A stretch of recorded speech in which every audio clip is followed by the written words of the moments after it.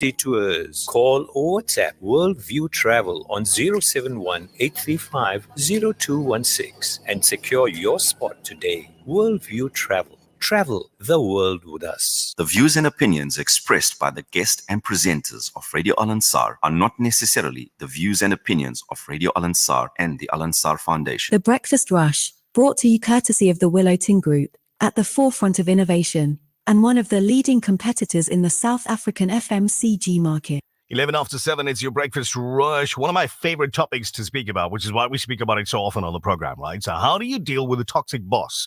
Many will know the feeling, the dread in every morning before the alarm bell rings. It's not the workload or the commute that looms large, but the thought of facing the boss. Unfortunately, managers and leaders can contribute significantly to workplace dissonance, which negatively impacts the mental health of individuals, as well as productivity and company performance. So Dr. Linda Meyer, a leadership expert and an MD at a tertiary institution, says the impact of a toxic boss extends far beyond the confines of the office. This morning, we're live on Facebook.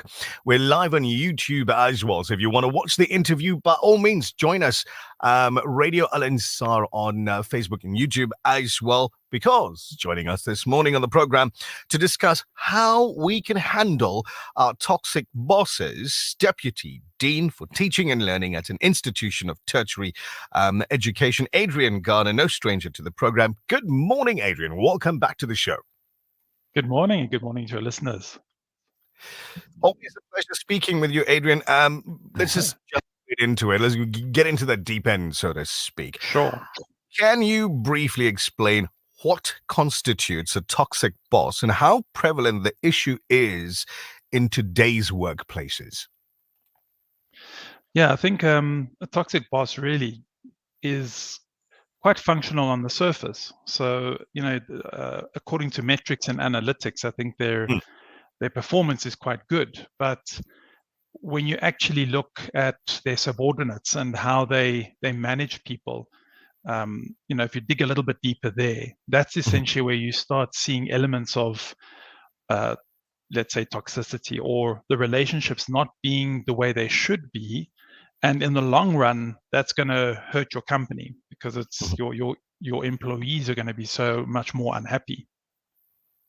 Now, it's understood that there are several types of toxic bosses, such as your micromanagers and your absentee leaders. Can you elaborate on the different forms toxic leadership can take?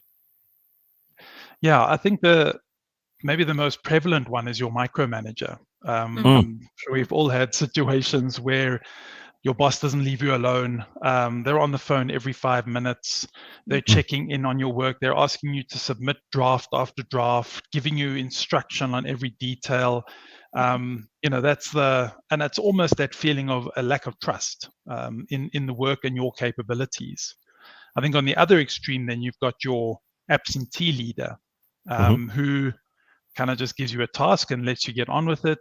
But it's not really a position of trust. They're almost then going off doing their own thing, and they don't they don't give you any guidance. They don't kind of, if you need help or you're asking for help, they don't really kind of answer your messages. And then when you submit your work, suddenly it's criticism all over the place.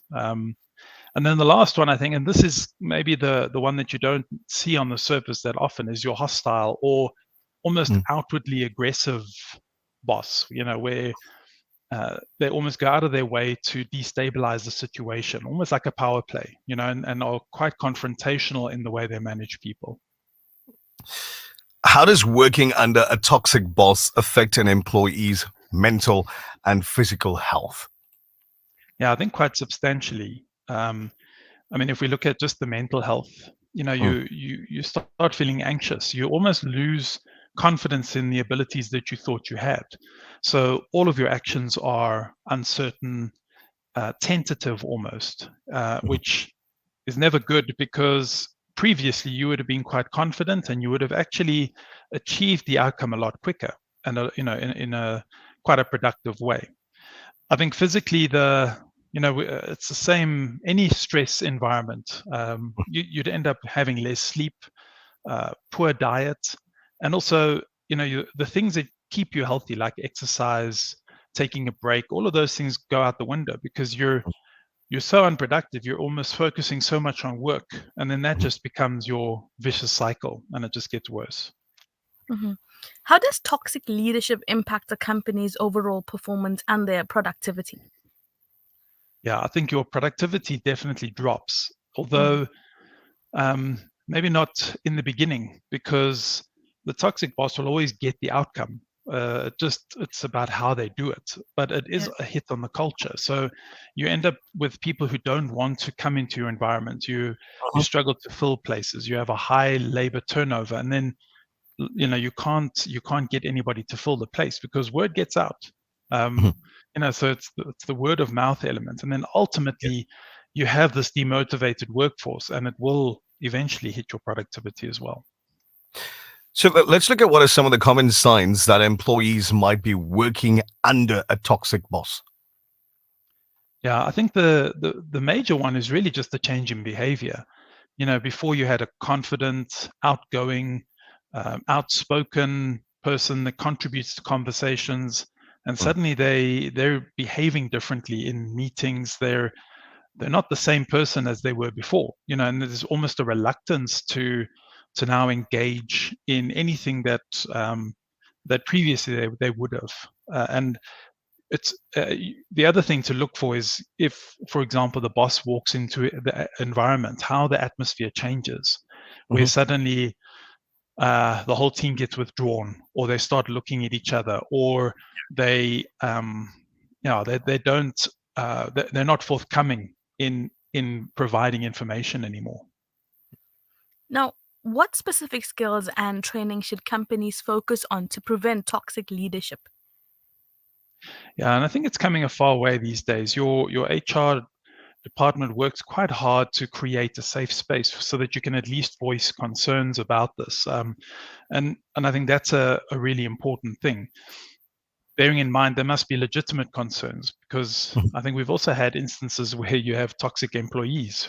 And maybe that's another article Topic. for another day. Yeah. But I think the other aspect is really just leadership training. I think in 90%, even maybe 95% of these cases, toxicity is not learned. It's just ignorance, or the manager not knowing how to deal with the situation. And if you have the right kind of support and training, especially reflective training, you start reviewing how you deal with people and how you deal with your own stress.